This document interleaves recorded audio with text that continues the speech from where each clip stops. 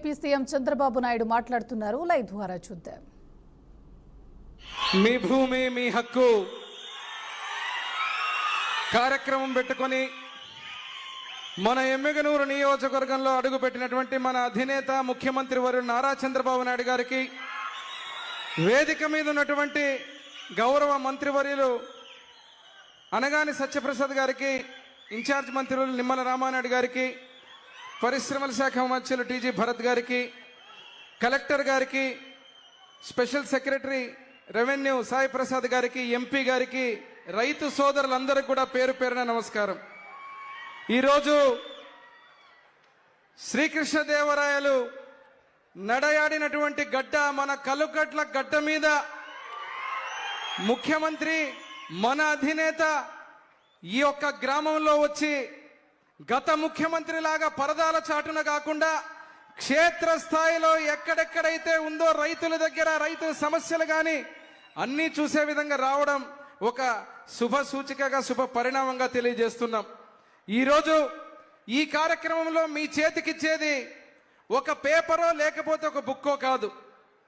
మన బిడ్డల భవిష్యత్తు, రైతుకు ఆత్మవిశ్వాసం, రైతుకు భరోసా, అదేవిధంగా మన జీవితాలకి ఆధారమైనటువంటి మన భూమి యొక్క హక్కును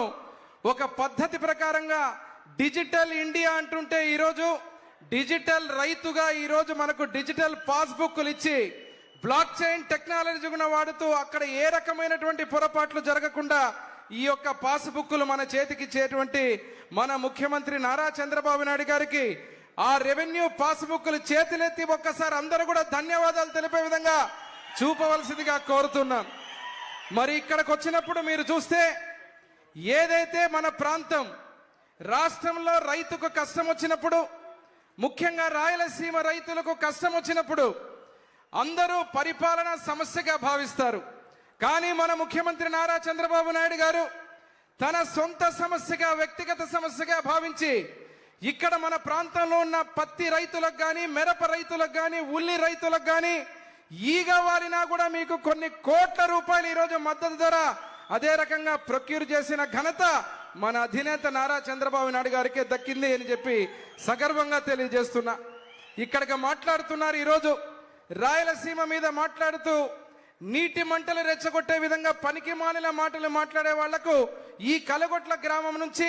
గత ప్రభుత్వంలో 5 సంవత్సరాలు కనీసం ఒక్క బొట్టు కాదు కదా, కనీసం ఒక్క నీటి చుక్క కాదు కదా, ఈ ఎడారి ప్రాంతానికి ఒక్క నీటి మొట్టును కూడా ఇవ్వనటువంటి రోజుల నుంచి ఈ రోజు రాష్ట్రంలోనే కాదు మన రాయలసీమలో జలాశయాలన్నీ నిండు కుండలాగా నింపి ఇక్కడ కలగొట్లలోనే చూస్తున్నారు. మన కొండమ్మవాగు చెరువు 5 సంవత్సరాలు నిండు కుండలాగా ఇక్కడ నిండుగా నిండి 53 MCFTల నుంచి ఈ ఫిబ్రవరి వేసవి నెలలో కూడా 48 MCFTలు ఉన్నాయంటే అది చంద్రబాబు నాయుడు గారి, ముఖ్యమంత్రి గారి దయ కాదా అని అడుగుతున్నాము. ఈరోజు జలాశయాలను నింపిన వారు మన పశ్చిమ ప్రాంత జీవనాడైన RDS రైట్ కెనాల్ని కానీ, గుండ్రేవుల ప్రాజెక్టు కానీ, వేదావతి ప్రాజెక్టు ఇచ్చినటువంటి వారు ముఖ్యమంత్రి నారా చంద్రబాబు నాయుడు రాయలసీమ ద్రోహ,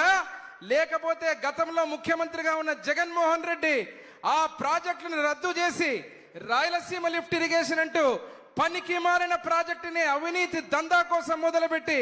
ఆ ప్రాజెక్టు ద్వారా మా కర్నూలు పార్లమెంటుకు